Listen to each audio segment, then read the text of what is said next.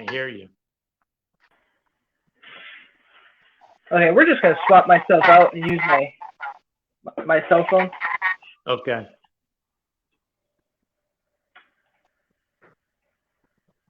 Okay, sir. So I'm catching up on the live stream here, and let's just share now. All right. So the discussion that let me actually put my phone in front of me so it looks like I'm talking to everybody.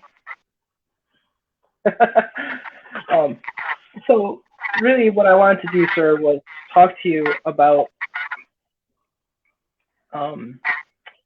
the project that we have going on that I know you've seen. Kind of the project to save the studio, to keep the studio going, to right. Move the studio forward and keep it going. And wanted to talk with you on it because you have a lot of history with the studio. Right. And you were there way in the beginning with a lot of people. And I thought you may have some good stories and some good history that we could go over. Yeah, that'd be fine. Okay, awesome, sir. So hopefully we'll get some people that are coming along. We got some people already viewing, which is really awesome. So probably the first thing to maybe catch the people that don't catch up people that don't know. Can you give a little history of your time with Grandmaster, how you got started with them, and your history with them a little bit? Sure. Yeah. Well, of course, my name is Master Joe McCarty. I started my training in Busan, South Korea in 1967, October 1967. After my service time, I came home and I met this guy. His name was Bob Beaudoin. And that was in June of 69 when I actually met him.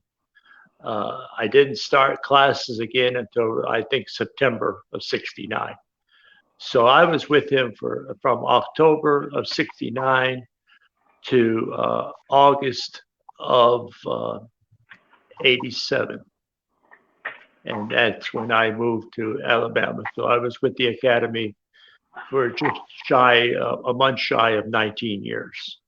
I was under Grandmaster Beaudoin. And even after I moved to Mobile, where I am currently now, periodically we'd go up and because my mom was still alive and everything, so we'd go up to see her every couple of years. And of course, one of my trips was always at the Academy. So absolutely, sir. I always remember those trips of seeing you coming in and how excited and happy he was to see you and catching up. And I remember when you were first starting your school in Alabama, and he was so excited to get you a copy of the one-step book, I think it was, just to make sure you had a copy, so you'd ready, you'd have it, and that kind of thing. Yeah, sure. Yeah, he gave me a copy of the manual for the one-step manual, and it's special to me because there's two other signatures on that manual now. The first signature, it was from Grandmaster Shin giving it to him. And then the second signature was Grandmaster Beaudoin giving it to me. So that's a special manual for me. I mean, I show people that and they scratch their head on that one. So absolutely. That is one. I'm trying to figure out how to get rid of the feedback.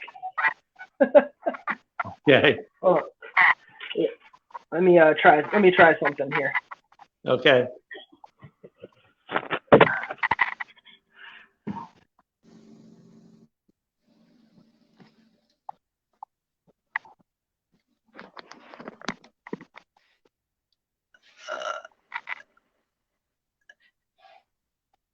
Is that any better? A little bit, yeah. A little bit better.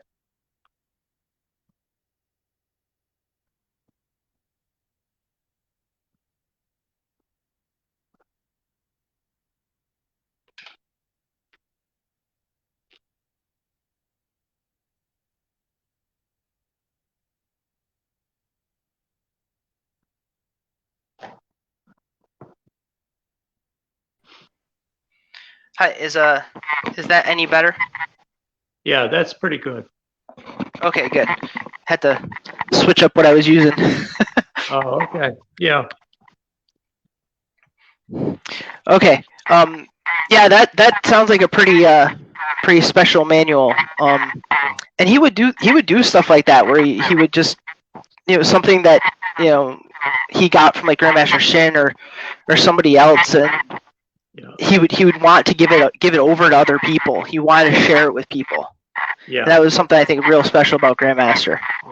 Well, he made the excuse when he gave me the book. He made the excuse. He said, "This is pretty ragged." He said, "It's time for me to buy a new one."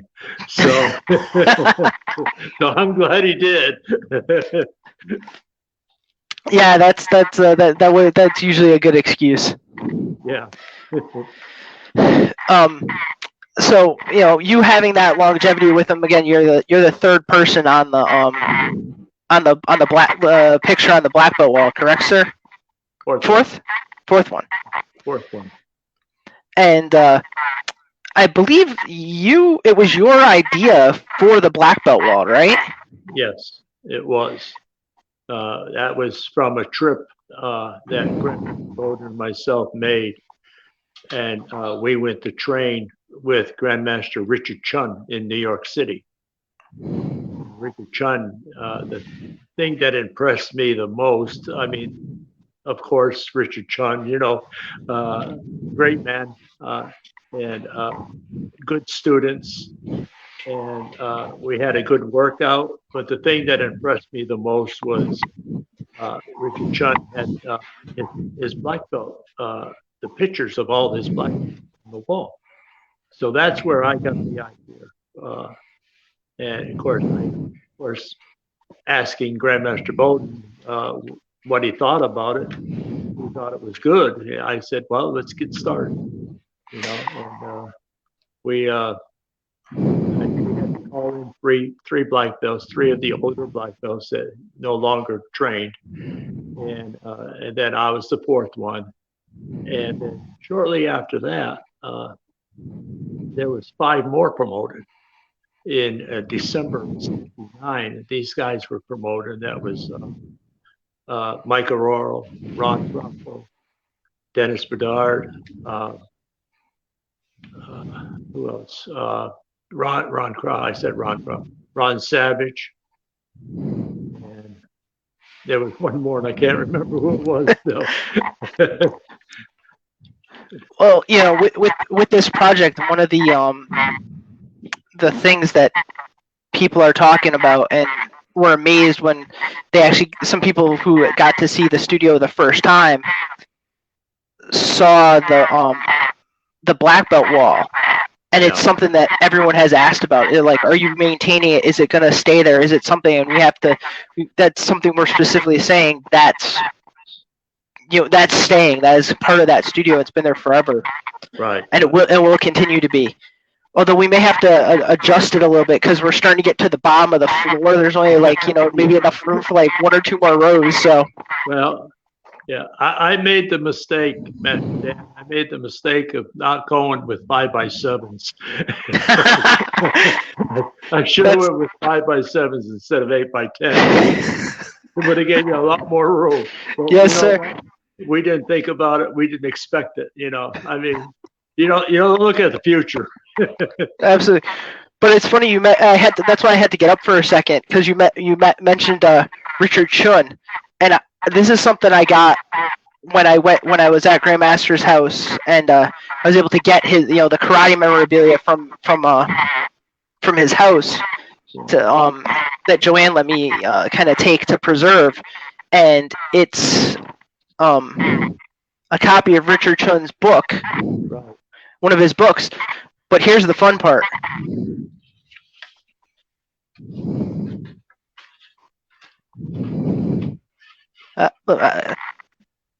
Yeah, that's my book. It's your. I loaned that book. So I have your copy of I've got a copy. I bought a copy.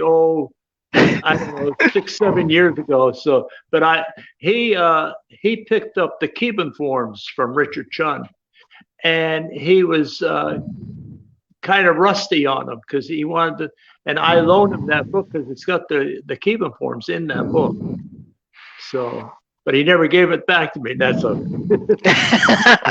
Yeah, I found that in his basement, going through everything.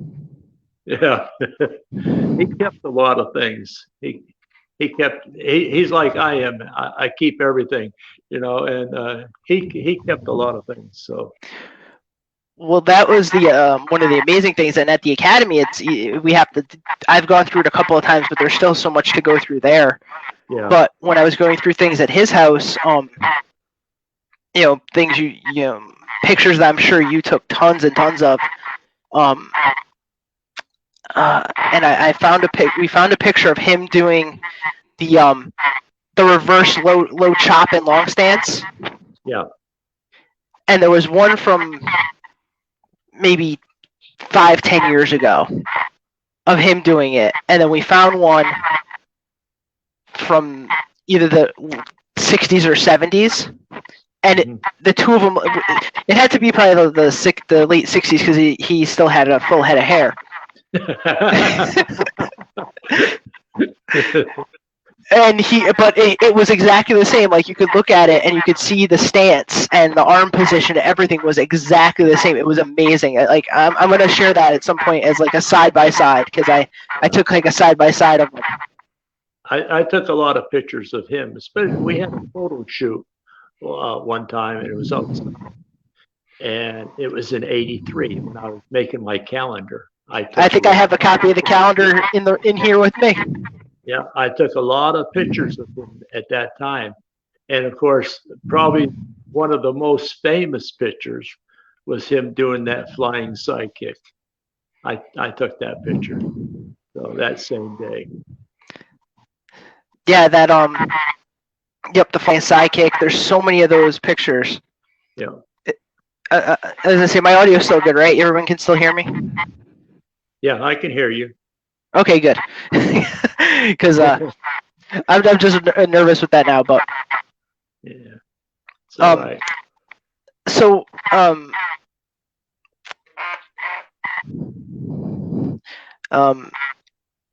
you were probably, because you said you were there till the mid '80s. 87. Yeah. 87. I think I remember when you were. I was still there when I had stopped when I was little. You were still there, but I remember us moving to that location from when I was a little kid. Right. When we used to be down the street at Ragazzino's. Yeah, right next in the Ragazzino's parking lot. Right next to the pizza place.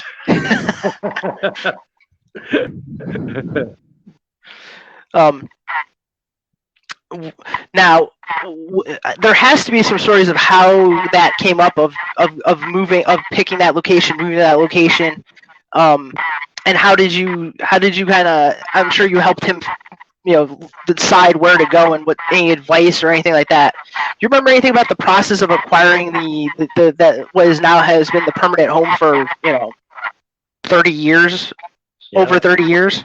Yeah.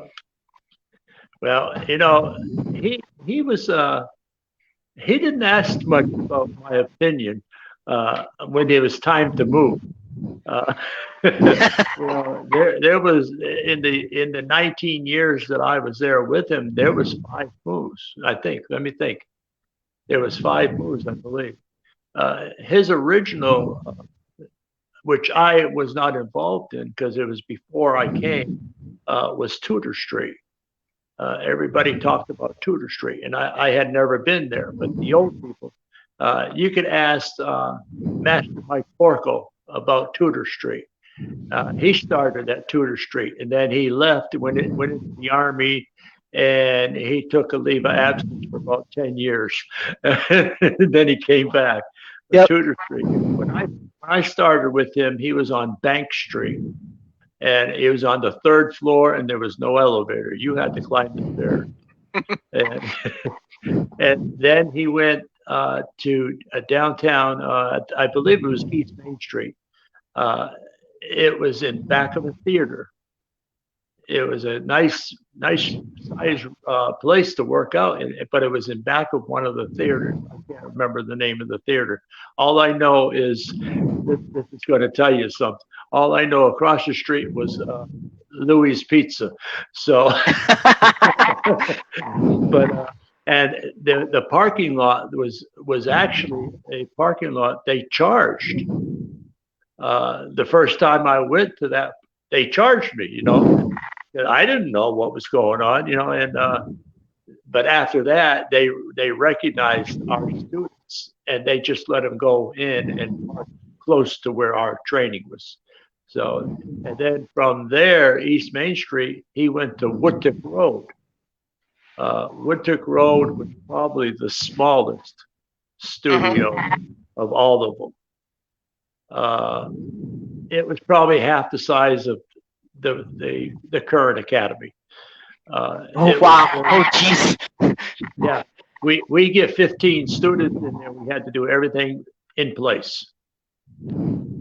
That's how small it was. I don't know exactly the size, but you're talking probably 600-700 square feet. So it was very small. And then from there, he went to that other place on Meriden Waterbury Road, the place next to the pizza place. Yep. He went there, and then he moved to the current location. So. And that year that was that 85? That was 85. 85. Yeah, we were trying to figure that out the other day, and I couldn't remember if it was 80, like 84 or 85. So 85 is. It was one or the other. I'm not positive, but I do know there's a picture of myself and him and 2 students, and it was introducing the new academy. And I was wearing a master rank, so I became a master in June of '83. So it may have been '84. I'm not positive. Is that the picture with the 2 kids when you're holding like they have the 5 codes? Yes. The old 5 codes. Yeah. He put that in the newspaper to Yep. you know, he believed he didn't do a lot of advertising, but when he did, it was always in the newspaper. And he said your best advertising was word of mouth. He said that was the best advertising. And he didn't spend a lot of money. Usually, when he went to the newspaper, they put it in the sports section, so he wasn't charged for it. So, yeah. Yeah. So it was 84 or 85. I'm not sure, Mr. Dan. I'm not sure. Yeah, that was my guess. I couldn't remember exactly when either, because I remember being in the old. I remember being both places, and I think 80. Was it 86? Might have been 86 when I stopped. When I was a little kid. So. Well, I took my test, my master's test, in that other place. Yeah, I don't know the name, but next to the pizza house, that pizza place. That's where I took my master's test. Was there. I actually found from I want to say it was 86. When obviously it was when the World Home Show was really relatively new, and Grandmaster Shin came for the championship. Like we did a tournament, it must have been a fall test. Did like the fall tournament because it was at Crosby, and that's where that tournament always was, and a black belt test. Yeah, always a black belt test. Yep, and I found a videotape from that. Unfortunately, the audio is almost gone. You can't hear any of the audio on it, but. That was the test. That was the test in '86. I believe it was October. That's the test that my wife tested for her black belt, her first degree. That was also the test where my older brother tested for his first degree. Okay, yeah, but yeah, if you look at the pictures on the wall, the people pretty much in the last section of aisle 4, they all tested that year. Yep, and my brother I think is 5, and he's he's like the first or second person in 5, so he's like the end of that group. Yeah, yeah. He like wraps around. So, but that's Grandmaster Shin came up for that test. And that was a exciting time. Number one, see Grandmaster Shin. Number two, watch my wife test, and so it was fun. It was fun. Yeah. And Rich Hamill just put a comment in, and I remember this. I didn't get to do it. I would remember seeing it happen because it was when Richard Byrne did his movie with Professor Tanaka and Grandmaster Beaudoin when Death Comes Quickly, and they had the workout in clinic with Professor Tanaka. Okay. And Master Hamill was asking if you remember that workout. I do not. I don't know where I was for that workout. I don't know. I wasn't there. I mean, I don't know. I know the workout that we had with Professor Wally J. I was there, but Tanaka, for some reason, I missed that training session. I don't know why, but unless I was on vacation or something like that, I don't know. You may have been ill because you might have watched the movie first. No.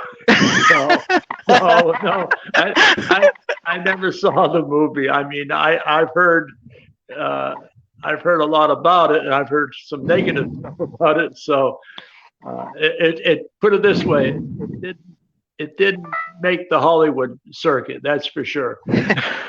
Well, I have watched most of it. Grandmaster Beaudoin is the best English speaking actor in the entire movie. Yeah. And Professor Tanaka, who doesn't have a line in English at all, is the second best English speaking actor. Yeah. So it tells you how good the movie is at that point. Yeah.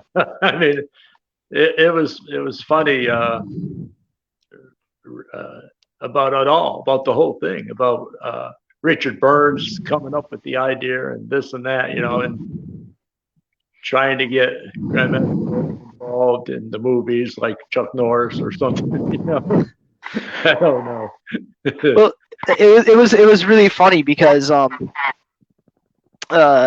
we had when Master Valentin was getting ready to change from his previous location to his current location, he did a clinic with Bill Wallace.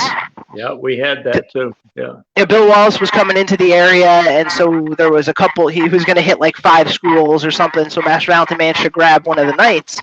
So we did a clinic with him at the. At one point, he asked if anybody had any questions, and so I asked him. I said, "So, Mr. Wallace, do you remember starring in When Death Comes Quickly?" And he just got so embarrassed. He was just like, "Oh." He was, "I wish I didn't remember starring in that." Yeah.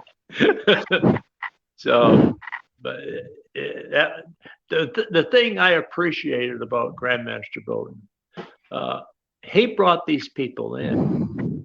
They weren't even part of the association. Of course, at that time, we weren't part of the association at that time that they came in. But he realized that we needed more training on different things. The best clinic the best clinic was with Professor Wally J. I loved it. I loved that clinic. And then he decided to bring in somebody to give us a good workout. And so help me, he brought in a lady doing aerobics. And we died.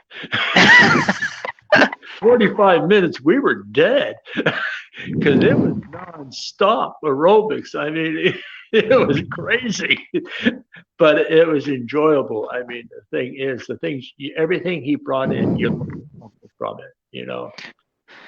Well, and you put a good point in there in that he was always willing to bring in people and talk to anybody, and that was Yeah. kind of a defining thing with Grandmaster, is that he would always bring it, he would talk to anybody. He'd spend time with anybody. Yeah. As long as you were sincere about martial arts or sincere about something, he talked to you and you go through it. You know, he wasn't gonna dismiss anybody. No, he always talked to, seemed like everybody that came in the door, he talked to. And of course, if you were a student or an ex-student of his, you know, you walk in the door, he'd grab a hold of you and give you a big hug. So like you had never been gone. And that's just how he was. Every time that we'd go up, I'd call him. And I said, "Are you going to be around?" Especially after he made his Grandmaster rank. Are you going to be around, or are you going to be on the road these certain days? No, I'll be home. I said, "Well, good. I'll be there that Saturday then." So he was a wonderful man, and you know, there's things that he has done, and you know, Master Dan, he has done for every student that have ever come into that academy. He had done something. He affected them somehow. Of course, every one of us has been affected, maybe a different way, you know, but he affected everybody that he had contact with. It would be my niece-in-law, this lady married to my nephew, and I was showing her pictures, and she said, "I know that man," and it was Grandmaster Beaudoin. I said, "How do you know? You have nothing to do with karate." She said, "He was my professor down in Bridgeport." Yep. So I mean, she had a memory of him for some reason. He touched me, and it sparked the memory when she saw the picture. She said, "Yeah, he was one of my professors." So that was neat. That was neat. I mean, you know, it's so nice to have memories and things like that. You know, and you know, that's one of my memories was the first time I met Grandmaster Shin. Of course, Grandmaster Beaudoin took me down. This, I don't know exactly when it was, but I know it was no snow on the ground, so it had to be at least spring of, of 1970. We rode down to Burlington, New Jersey, that is, and he wanted to introduce me to Grandmaster Shin. And so he told me, he said, "Well, take your certificate with you and anything else that you think." So I took my certificate, my first Dan certificate with me, and I took a picture of my instructor from Korea. And I met Grandmaster Shin. And of course, we worked out that day too. And he looked at my certificate. He said, "Yeah, that's nice, okay." And he looked at the picture. And the thing that impressed me the most was he looked at the picture and he said, "I know that man." And I said, "You did?" He said, "Yeah, that's Mr. Che Cho-sik." He said, "I know him." And I was so happy that he would know my instructor that was in Korea. Yeah. So apparently they probably had gone up the ranks together at one time, you know, and because my instructor in Korea was a 6th Dan, Grandmaster Shin at that time was, you know, so. But that was the first time I met Grandmaster Shin. It was the spring of 1970.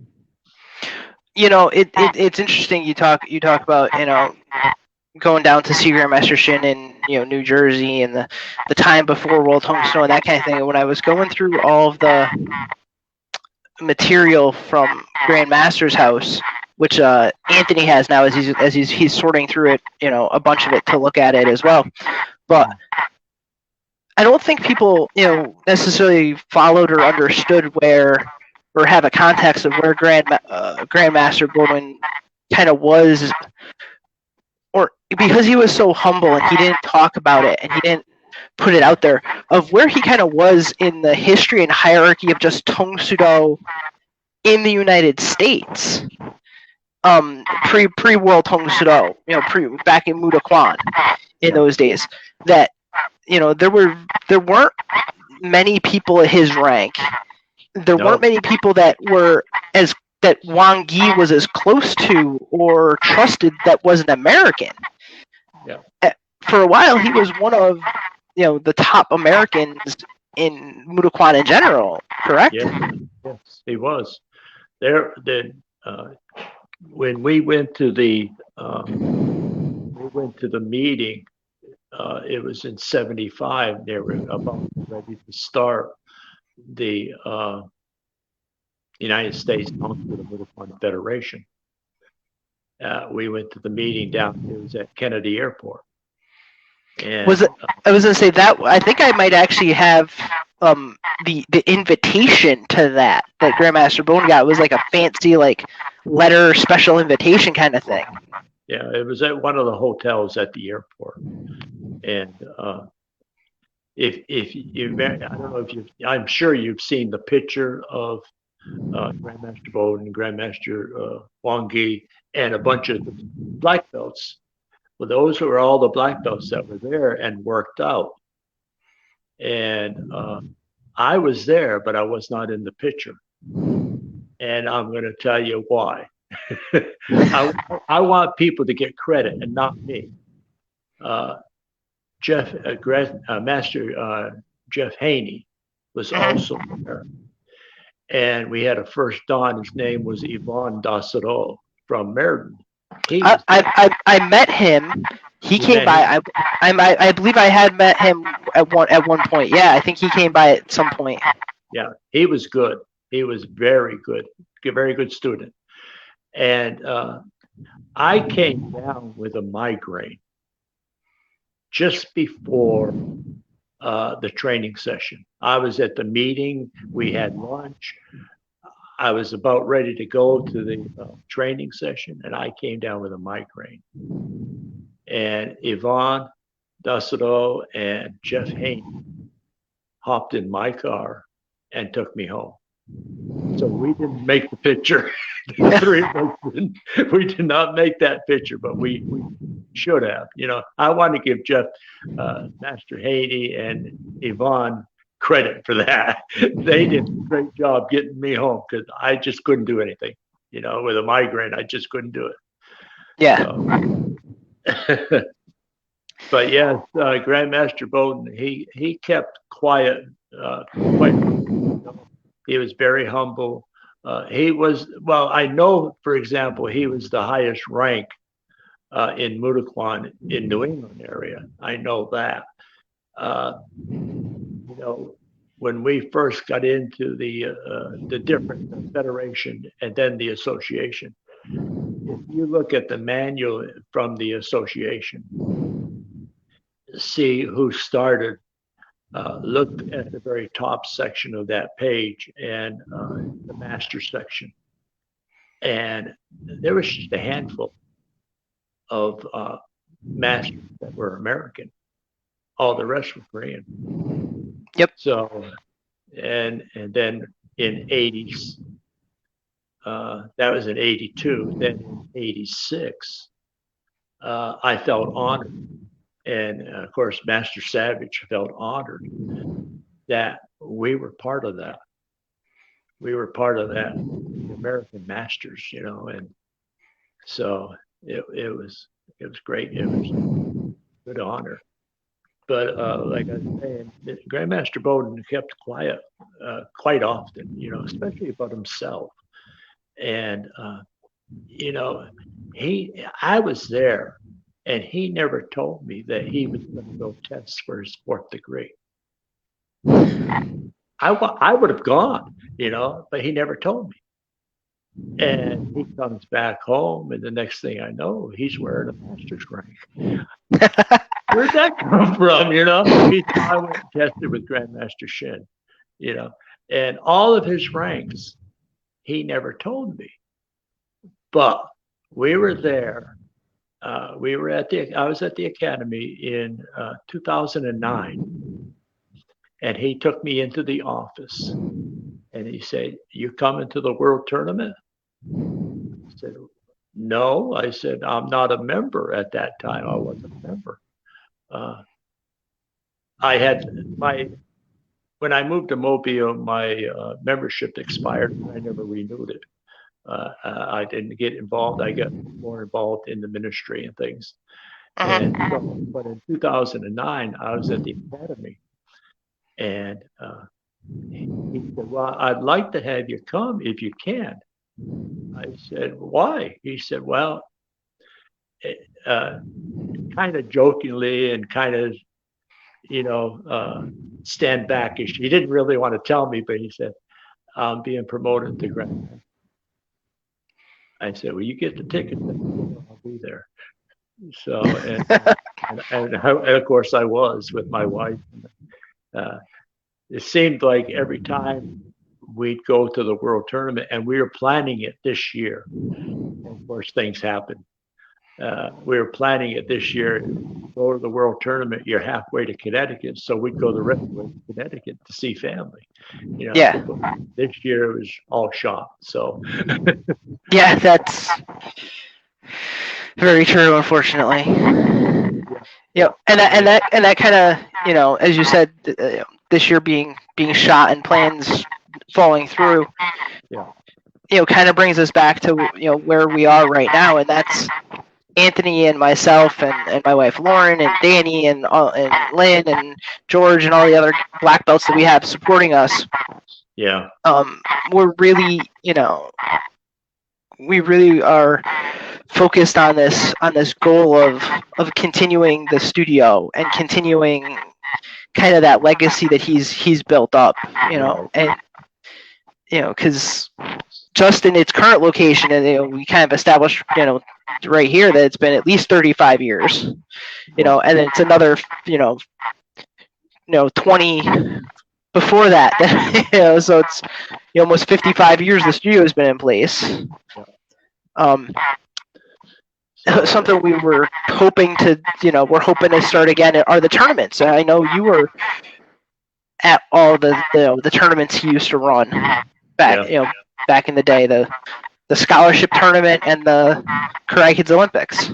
Yeah, and of course back before that, even we had the collegiate tournament too. So yep, the collegiate ones. Stuff, yeah. It was they were all good. I mean, always had a special guest at the November tournament, and many times, even before we got into the association, many times Grandmaster Shin would come. The last time Grandmaster Shin came at one of our earlier tournaments was when Grandmaster Wang Gi came. And Grandmaster Wang Gi came 2 years in a row that he came. So there was something between Wang Gi and Grandmaster Beaudoin. Apparently he liked him. I remember one of the tournaments, the first tournament that he came to, he gave him a medal. It had to be 3 inches in diameter. And it was a gold medal. And no, it was gold medal. And he made it into with a chain around your neck. Yeah. And he didn't wear it very often. I told him I wouldn't. Because back then, gold in Korea was so cheap. And I know when I was there in Korea, a lot of the servicemen would buy gold rings, and they were personalized. They were made to fit you. And I knew guys that went once a month and put some more gold onto that ring, and they'd go home with these rings that were worth thousands of dollars, Yeah, it's So, crazy. the only bad thing about gold is that, especially with a ring. Well, I think you talking about rings. Grandmaster used to always tell a story with Grandmaster Shin that when I can't remember if it was Grandmaster's group or the group following him. Grandmaster Shin used to give his students, when they got their black belt, would give them a ring. Yeah. And one time, one of the people asked if they could get it in gold or get it somehow different. And then Grandmaster Shin goes, "I'm never doing this again." Yeah, I don't blame him. He's like, "I'm giving you a gift. You ask for something better? Come on, or different." When my students make black belt, I give them a black belt pin for their lapel. That's what they get from me. Yeah, that's so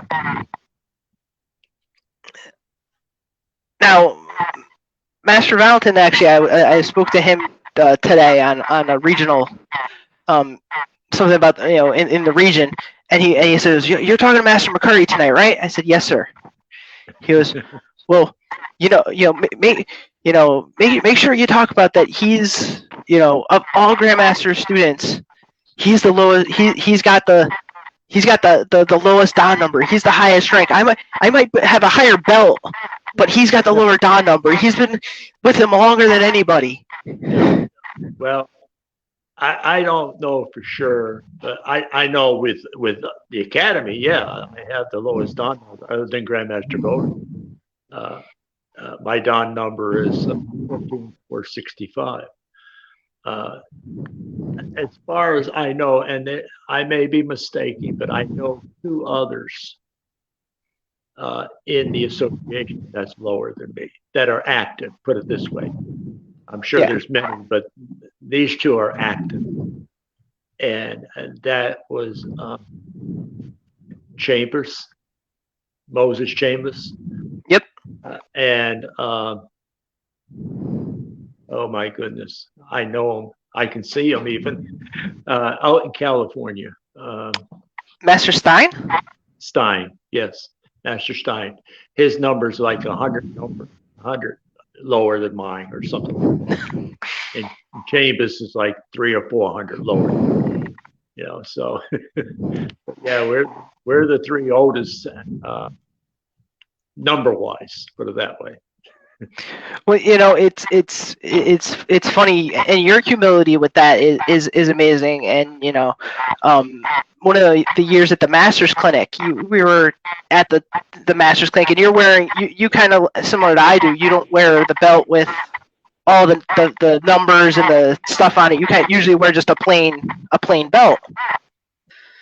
And somebody was saying to me, they're like, they looked at you like, "Who's that guy? I don't know that guy. What is he? He's a master? I don't think I've ever seen him before. What's he doing in line?" I'm like, and they were getting a little, like puffy, their chest out. I've been at the clinic like 2 years. Who's this guy? I've never seen him before. I'm like, he's number 4 on Grandmaster Beaudoin's black belt wall. And they went,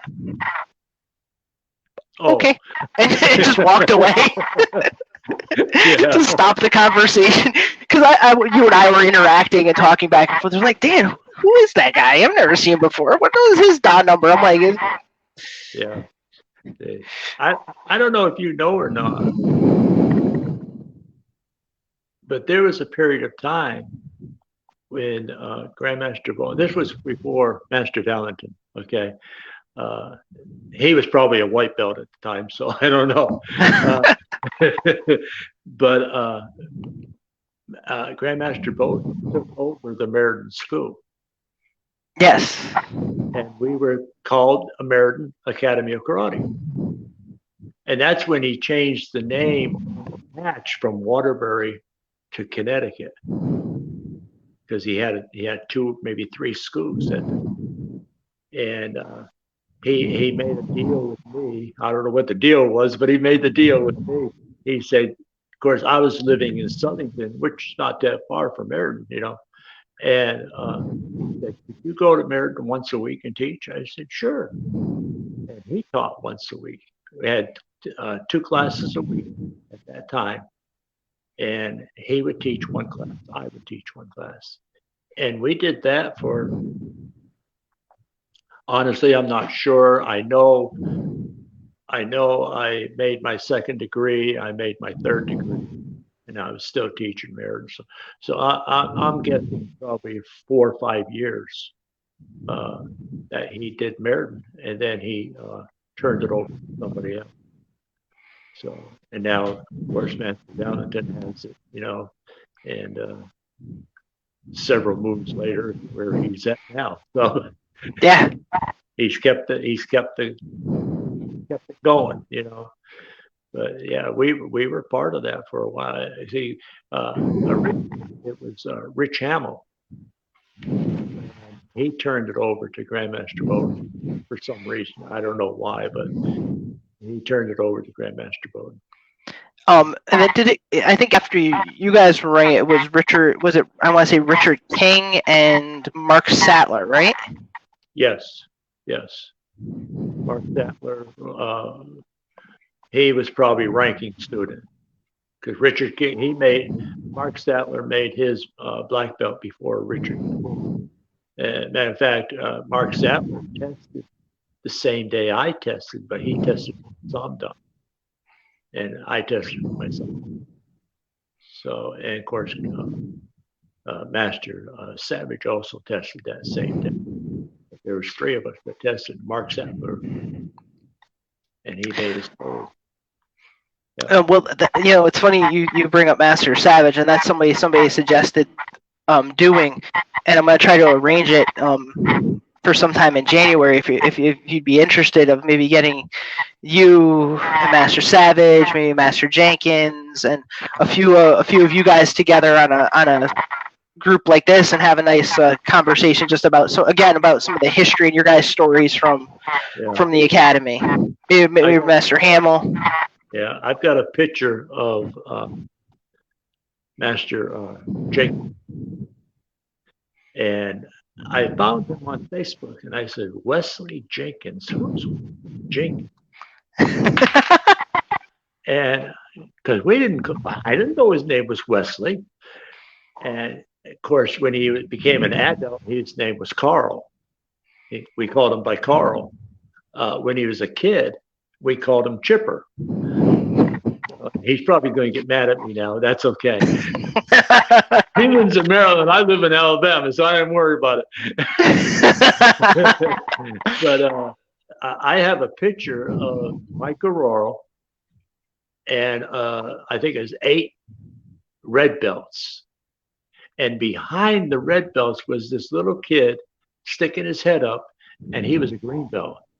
And that was Wesley Jenkins as a green belt. So yeah. So it's been a while. Yeah. But that would be good, you know. Rich Hamill and Ron Savage and a couple of the older people, you know, that'd be fun. So. Okay, good. I'll try to arrange that for January. We'll try to do it. We'll try to do that. Sure. Yeah. You know, you made a good point just about yourself there, sir. And something we again, it's something we want to continue and we want to keep going for the academy. Yeah. Is the ability of people just to stop in. You know, when you would always do it when you're up in Connecticut. Yeah. You know, Master Jenkins would do it. You know, he would stop by, or we'd have our tournament and he would stop in, and just oh shoot, what's his name?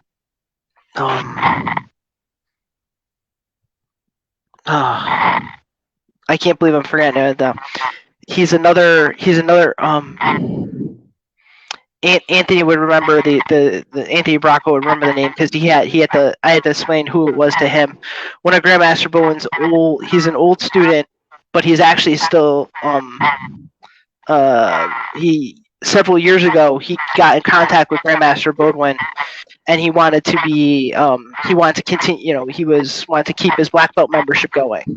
Oh, okay. And so Grandmaster Beaudoin, I think, tested him into World Tong Soo and gave him a lifetime membership. Yeah. Oh shoot, I can't remember his name now. I'd have to look it up. I know who he is too, but of course. yeah. Al Marcella. Thank you, Anthony. Oh, okay. I know. I remember Al. Yeah. Well, that was it was just Grandmaster's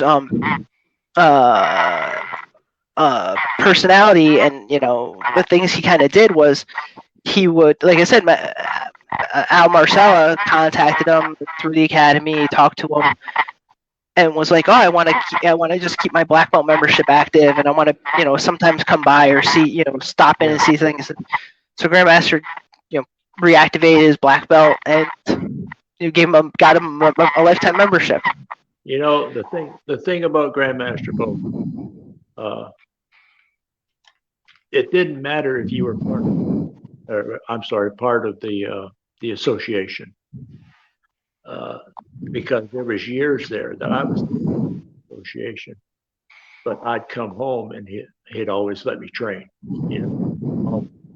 Hey, and I'm not saying because I was the fourth pitcher on the wall, but that's just the type of person he was. He'd let you train. I mean, yeah.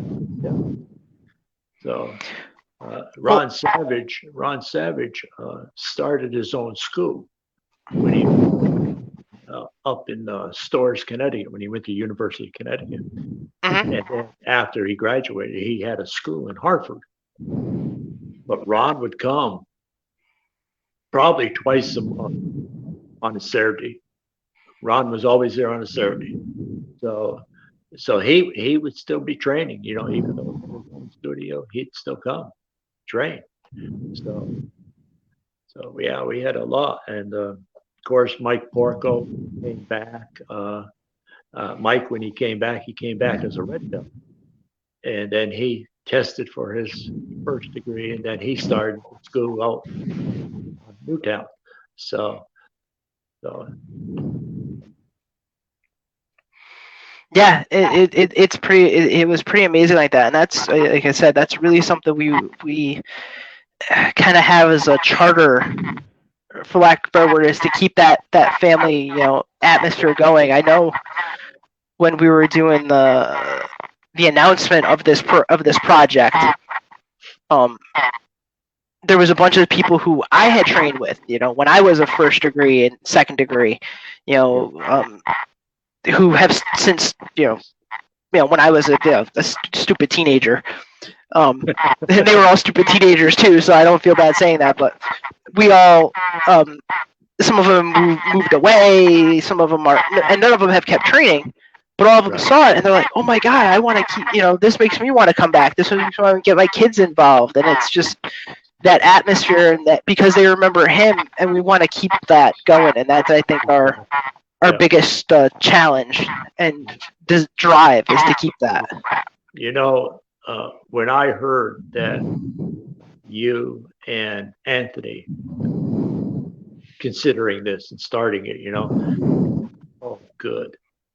I said, that is going to be great. I said, because I have told you before, once you're part of the academy, you're always part of it. And, I probably, of course, you now, but I probably was in that academy more times than I was at home. I mean, that was my second home, the first couple of years, I should say the first 4 or 5 years, it would be nothing for me to be in the academy 4 times a week. And then he put me on a cycle, a teaching cycle. I would train twice a week and I would teach twice a week. So even after I got married, I would still teach twice a week, and I'd train once a week. You know, but even with teaching, I still had a little workout. Yeah, but that's I mean, you know, and I said, you know, after Grandmaster passed, I said, you know, what's going to happen? You know, I said, man, it'd be something if I went back to the academy is gone. You know, and I'm glad you guys are doing it. I'm glad you guys are doing it. Thank you. So it's really something that you know.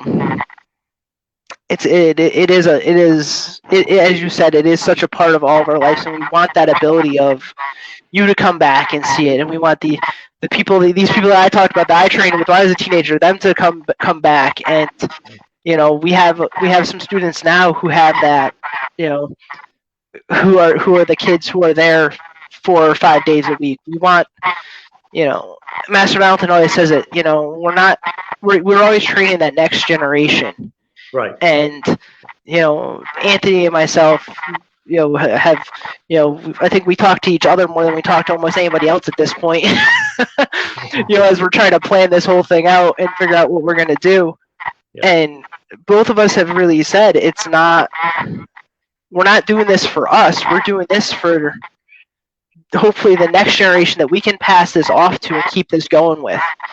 And make it something that's gonna stay and be around, you know, for that future. You know, the thing is, I don't know if I counted it right, but I have a picture of the black, and I counted 248 people on that wall. 248 black belts. I mean, it was a lifetime, you know, and just every one of those black belts, if they just give $10. $20. Everything helps, right? Yep. And absolutely. Some people can't give the $1,000, you know. And if every one of those, I figured it out. If every one of the black belts on that wall gave $20, you're talking over $4,000 right there. So, and of course, I know some of them, some of the black belts. You know, like Master Haney is and Master Warren, he's gone. You know, Carlos, I can't remember his last name now. He's gone. You know, there's several that have gone. You know, but the rest of us could take up the slack. You know, I wished I was there. You know, physically. And somehow, you know, and thank you. I'm going to thank you and Anthony for taking on this project. I think it's great. Nope, we appreciate it, and you know, you obviously are always welcome there. You know, we want to, like I said, we just want to keep this going, and we want to make it the home for the future for everybody. You know. You know, I was a teenager and I didn't play football. I didn't do any sports. My sport was karate. And, you know, I was there, you know, I think I looked at one time at the summer I was a Chodan Bo. I trained every day of the week except Sunday, and I taught 2 different nights a week. You know, and you know, we have kids who want to do that now, and we gotta, you know, we have to make that opportunity available to them. And I think it's pretty special and pretty awesome.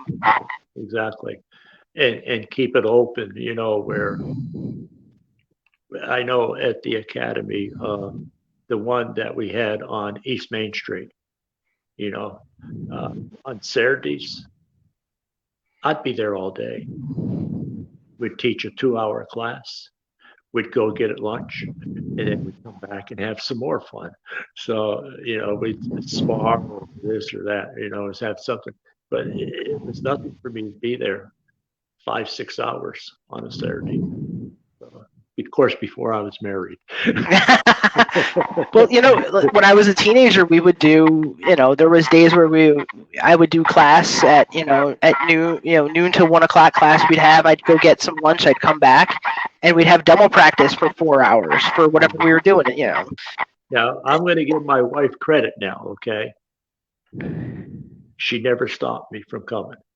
She never stopped me. Matter of fact, she got so interested in it, she started.